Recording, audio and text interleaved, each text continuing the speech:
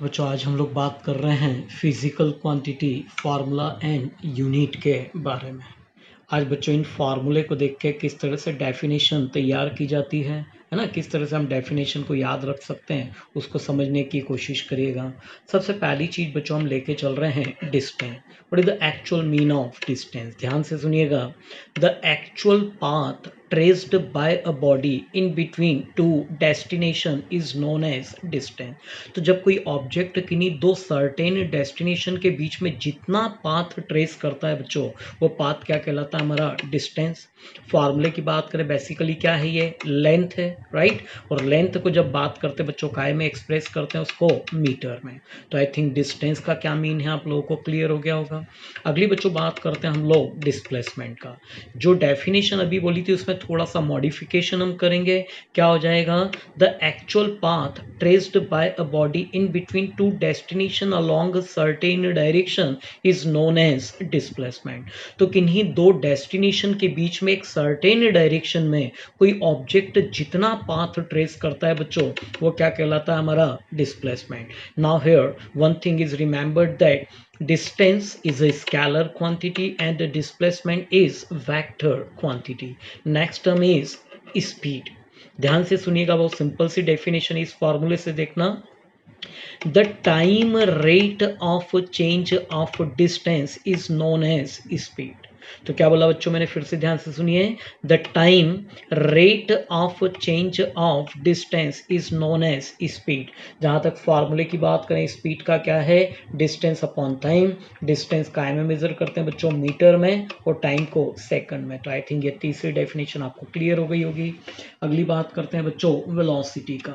ध्यान से सुनिएगा। The time rate of change of displacement is known as velocity. Clear है? तो once again the time rate of change of displacement is known as velocity. जहां तक बात करें बच्चों वेलोसिटी का फार्मूला क्या है? Displacement upon time. Displacement once again क्या है? डिस्टेंस काय में मेजर करेंगे? मीटर में। टाइम को सेकंड में। But once again here one thing is remembered that speed is scalar and velocity is vector quantity, right. बच्चों नेक्स्ट बात करते हैं हम लोग एक्सेलरेशन का। ध्यान से सुनना। The time rate of change of velocity is known as acceleration. जहां तक एक्सेलरेशन की बात करें, obviously it is a vector quantity, right. और इसकी यूनिट होती है बच्चों metre per second square. Next term is momentum. जहां तक मोमेंटम की बात करें बच्चों, सिंपल सी डेफिनेशन है कि if a massive object is moving with certain velocity, now that time the product of mass and the velocity of object is known as momentum. It is represented by p. जहां तक इसकी unit की बात करें बच्चों, ये मास है, क्या हो जाएगा? किलोग्राम। ये वेलोसिटी क्या होता है? Metre per second. That mean the unit of momentum is kilogram meter per second. Next term is force. Basically बच्चों जहां तक फोर्स की बात करें तो दो तरह की इसकी डेफिनेशन होती है, एक होती है क्वांटिटेटिव और एक होती है क्वालिटेटिव डेफिनेशन।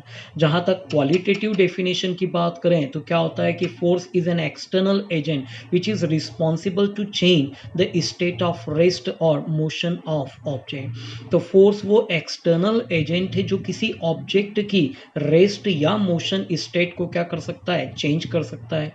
लेकिन जब क्वांटिटेटिव डेफिनेशन की बात करते हैं तो force is defined as the product of mass and acceleration, right. Once again बच्चों यूनिट की बात करें, मास का हो गया किलोग्राम, एक्सेलरेशन का क्या है? Metre per second square.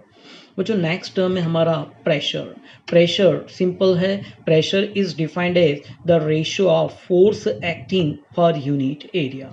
तो बच्चों क्या हो जाएगी definition? Force acting per unit area of an object is known as pressure. Pressure की बात करें, फोर्स की यूनिट बच्चों एक और यूनिट होती है इसके अलावा, वो होती है न्यूटन। और एरिया, एरिया मतलब लेंथ इनटू ब्रेथ मतलब metre square. That mean the unit of pressure is newton per metre square. अगली टर्म है बच्चों वो है हमारा इम्पल्स। अब क्या होता है इम्पल्स? पहले डेफिनेशन सुन लें। When force is applied on an object for a small interval of time, then the product of force and the time interval is known as impulse. तो बच्चों जब किसी ऑब्जेक्ट के ऊपर फोर्स एक स्मॉल टाइम इंटरवल के लिए लगाया जाता है तो उस कंडीशन में फोर्स और टाइम इंटरवल का जो प्रोडक्ट है बच्चों वो क्या कहलाता है? हमारा इम्पल्स, राइट। फॉर एग्जाम्पल कि कोई बॉल है और उसको अपन बैट से क्या करते हैं? हिट करते हैं, तो आप देखते हैं कि बैट और बॉल के बीच में जो कॉन्टेक्ट टाइम है बहुत स्मॉल है ना। लेकिन जो रिजल्टेंट होता है ऑब्जेक्ट, दैट मीन्स बॉल कहाँ चली जाती है बच्चों? बाउंड्री के बाहर। तो वो जो फोर्स हमने लगाया था बैट से उस बॉल के ऊपर वो क्या कहलाता है बच्चों? इम्पल्स। तो आई थिंक इम्पल्स क्लियर हो गया। Once again it is defined as a product of force and time interval. Unit की बात करें बच्चों, फोर्स की यूनिट है न्यूटन और टाइम की क्या हो जाएगी? Second, right. अगली टर्म है बच्चों हमारा work done. Work done is defined as the product of force and displacement. बच्चों जब किसी ऑब्जेक्ट के ऊपर अपन फोर्स अप्लाइड करते हैं तो वो ऑब्जेक्ट एक सर्टेन डायरेक्शन में क्या होता है? मूव करने लगता है। अब सर्टेन डायरेक्शन में मूव कर रहा है, कोई डिस्टेंस ट्रेवल कर रहा है, मतलब क्या हो गया? डिस्प्लेसमेंट।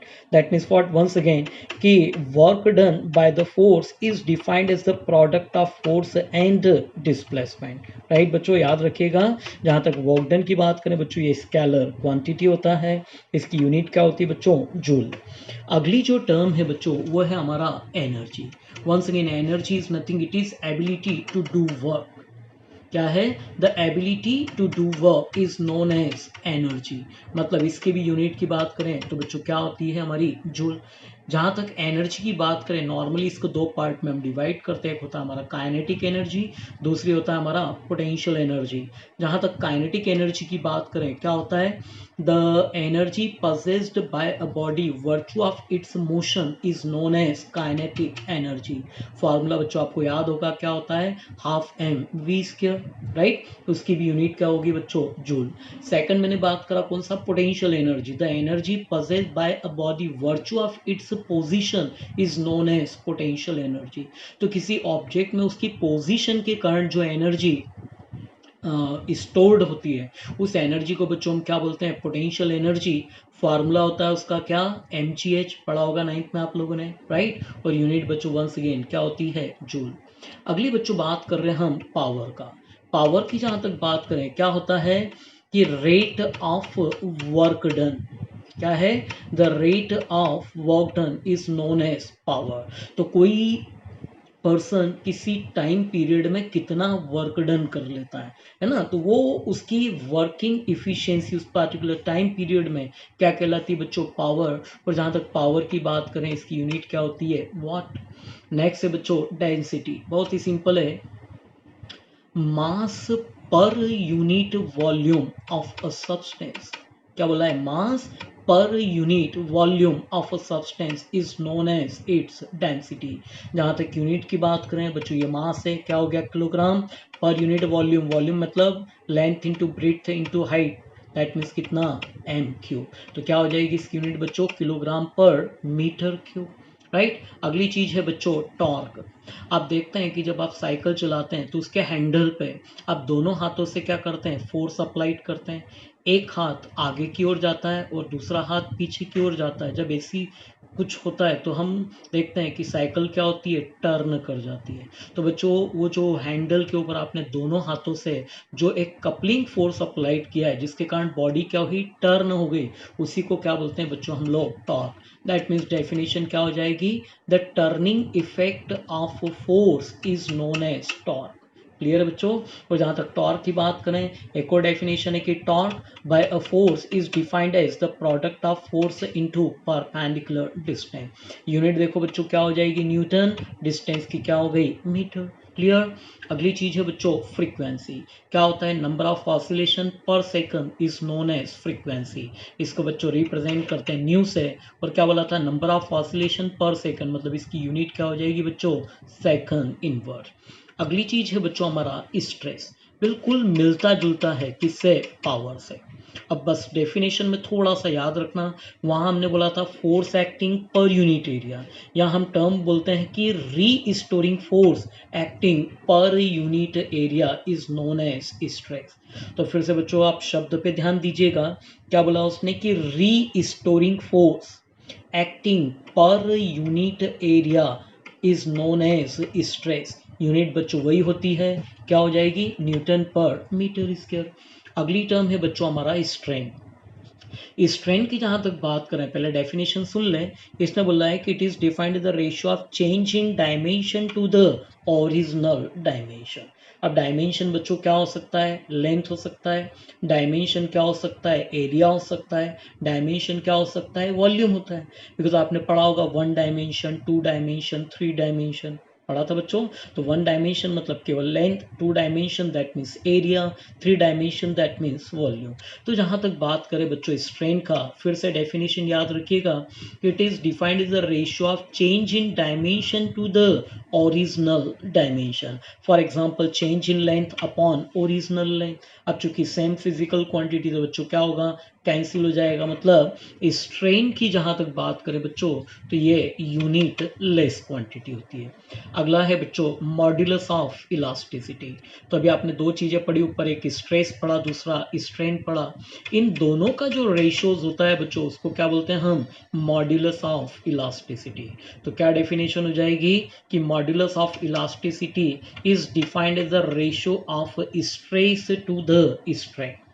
अब स्ट्रेन आपने देखा था बच्चों कैसी क्वांटिटी थी, डायमेंशनलेस, और स्ट्रेस का ऊपर आपने यूनिट देखी थी, क्या था, newton per metre square. That means once again same here, modulus of elasticity की यूनिट भी क्या होगी बच्चों, न्यूटन पर मीटर स्क्वायर। आगे आप लोग पढ़ेंगे मॉड्यूलस ऑफ इलास्टिसिटी को बच्चों हम 3 पार्ट में डिवाइड करते हैं। फर्स्ट होता है हमारा यंग मॉड्यूलस, सेकंड होता है हमारा बल्क मॉड्यूलस, और तीसरी चीज है बच्चों मॉड्यूलस ऑफ रिजिडिटी। कंफ्यूज मत होइएगा, इन सभी का जो यूनिट है वो क्या होगी बच्चों, Newton per metre square, right. अगली जो टर्म है बच्चों वो है सरफेस टेंशन। वो सिंपल सी डेफिनेशन है, देखो क्या बोल रहा है कि force acting per unit length, क्या बोला है, force acting per unit length is known as surface tension.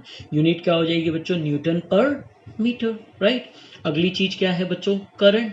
पढ़ा है ये तो हमने 10th में, क्या होता है, rate of flow of charge is known as electric current. जहां तक करंट की बात करें, I which is equals to कितना था बच्चों, Q by T.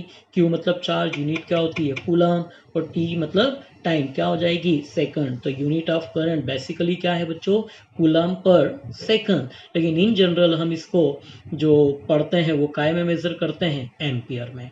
Next term है बच्चों हमारा पोटेंशियल। पढ़ा होगा ये भी आपने 10th में, क्या था, the work done in bringing a unit positive charge from infinity to that point in electric field is known as potential of that point। याद आ गया।